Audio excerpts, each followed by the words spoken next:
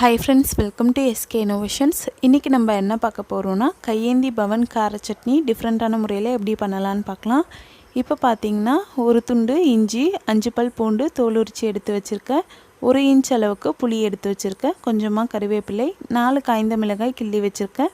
2 பெரிய சைஸ் வெங்காயம், ஒரு பெரிய சைஸ் தக்காளி ரஃப்பா கட் பண்ணி வச்சிருக்கேன்.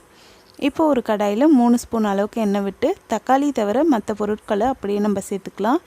சேர்த்து இதோட இந்த சட்னிக்கு தேவையான அளவுக்கு உப்பை நான் முதலையே சேர்த்துக்கிறேன். அப்போ தான் சீக்கிரமும் வதங்கும், நல்லாவும் வதங்கும். இப்போ இந்த வெங்காயம் எல்லாமே நல்லா வதக்கி விட்டுக்கலாம். ஹை ஃப்ளேமில் வச்சு ஒரு 2 நிமிஷத்துக்கு வதக்கி விட்டால் போதும், ரொம்ப வதங்கணும்னு அவசியம் இல்லை. இப்போ பார்த்திங்கன்னா வெங்காயம் ஓரளவுக்கு வதங்கிடுச்சு. இந்த டைமில் நம்ம கட் பண்ணி வச்சுருக்க தக்காளியை நம்ம ஆட் பண்ணிக்கலாம். தக்காளி ஆட் பண்ணியாச்சு. இதை நல்லா வதக்கி விட்டுக்கலாம். இதுவுமே ஒரு ஹை ஃப்ளேமில் 2 நிமிஷம் நல்லா வதங்கட்டும். இப்போ பார்த்திங்கன்னா வெங்காயம் தக்காளி எல்லாமே நல்லா வதங்கிடுச்சு. இது கொஞ்சம் நல்லா ஆறுற வரைக்கும் நம்ம வெயிட் பண்ணலாம். இந்த டைமில் இந்த சட்னிக்கான தாளிப்பை நான் ரெடி பண்ணிக்க போகிறேன். இப்போ ஒரு தாளிப்பு கரண்டியில் 2 ஸ்பூன் அளவுக்கு எண்ணெய் விட்டுருக்கேன். இதில் கொஞ்சமாக நம்ம கடுகு சேர்த்துக்கலாம். கூடவே கொஞ்சமாக உளுத்தம்பருப்பும் சேர்த்துக்கலாம். அடுத்து இதோட கொஞ்சமாக கறிவேப்பிலை சேர்த்துக்கிறேன். இது கூட நீங்கள் காய்ந்த மிளகாய் கூட கிள்ளி சேர்த்துக்கிறதா சேர்த்துக்கலாம். இந்த உளுத்தம்பருப்பு பொன்னிறமாக ஆகிற வரைக்கும் சிம் ஃப்ளேமில் வச்சுட்டு நான் ஸ்டவ் ஆஃப் பண்ணிக்கிறேன்.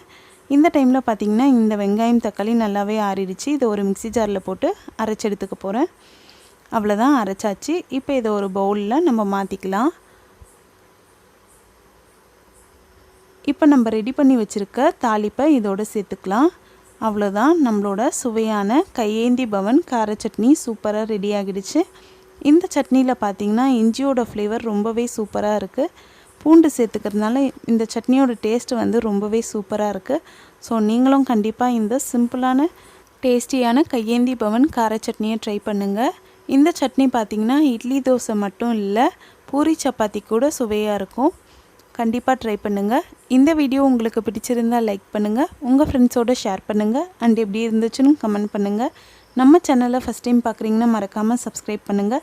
அப்படியே பக்கத்தில் இருக்க பெல் ஐக்கானையும் கிளிக் பண்ணிக்கோங்க. அப்போ தான் நான் அப்லோட் பண்ணுற ஒவ்வொரு வீடியோ உங்களுக்கு நோட்டிஃபிகேஷனில் சேரும். இதே மாதிரி நாளைக்கு இன்னொரு யூஸ்ஃபுல்லான வீடியோ பார்க்கலாம். தேங்க்ஸ் ஃபார் வாட்சிங் ஃப்ரெண்ட்ஸ்.